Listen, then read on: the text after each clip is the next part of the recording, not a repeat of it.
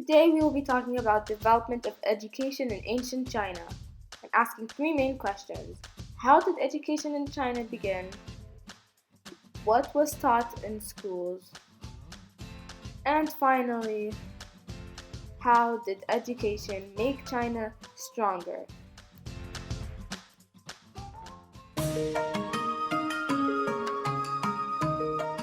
Most kids in ancient China never got a chance to go to school. They had to work hard in the fields, planting rice, weeding the vegetables, feeding the chickens, or taking care of their little brothers or sisters. But if you were born, your father could spare you from the fields, then he would send you to school. If there wasn't a school in your village, you might have to go and live with your relatives or with strangers in a bigger town. At first, your parents had to pay for you to go to school, but beginning in the Han Dynasty, many schools were free paid for by the emperor. There are even a few schools for girls, but girls' schools mostly taught girls to be obedient and not to try to get any power.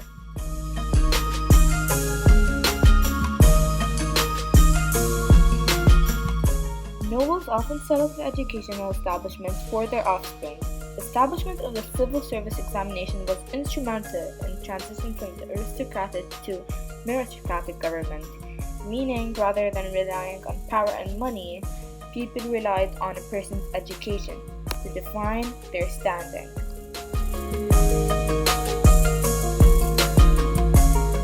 At that time, numerous different schools enrolled the students. The most famous one was the Confucianism. Its leader Confucius was seen as the founder of education for the masses. One of his sayings was provide education for all people without discrimination. Another was teach according to the student's ability. During the Han era, Emperor Wu of Han favored Confucianism and made it as a national educational doctrine. In 124 BC, the origins of statecraft in China was set up to turn out civil servants for the state, which taught the 5 classics of Confucianism. The traditional Chinese attitude towards education followed Mencius' advice that those who labor with their minds govern others. Those who labor with their strength are governed by others.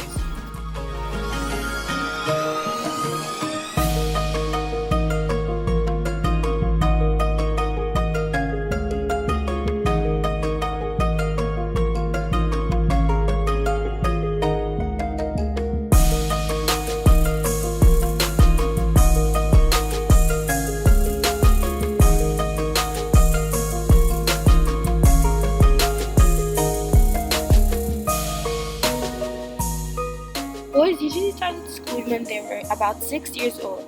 Elementary schools were very small with only one teacher for the whole school. Most schools were in temples. You went to school every day with no weekends from about 6 o'clock in the morning until about 4 o'clock in the afternoon.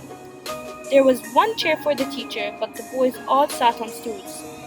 There weren't any math lessons or science. You learned how to read and write, and then you memorized page after page of Confucian philosophy, and learned to write essays and poetry and how to paint pictures. Very smart boys could try to pass a special test to get into special gifted programs. Otherwise, you stayed at the school until you were 16 or 17, when you were ready for the first examinations. It wasn't until later on when math and science was taught in China where it proved to be useful and extremely beneficial for China.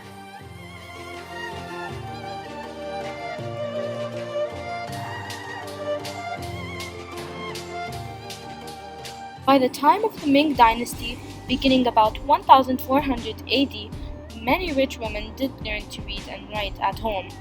Some rich women wrote poetry and exchanged poems with their husbands.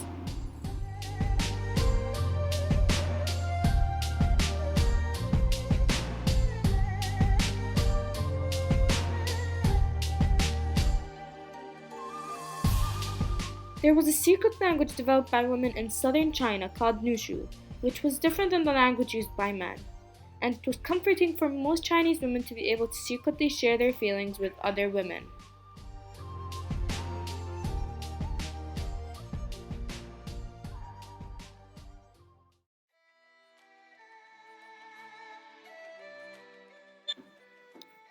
If it weren't for the peak of education during the Ming and Han dynasty, China's Great Wall wouldn't have been built, as the wall's architecture requires true knowledge.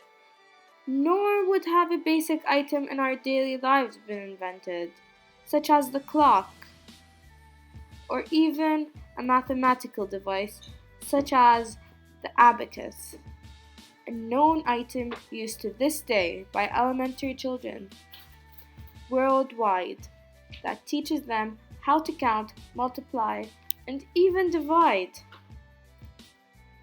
Nor would have a compass, or even crossbow.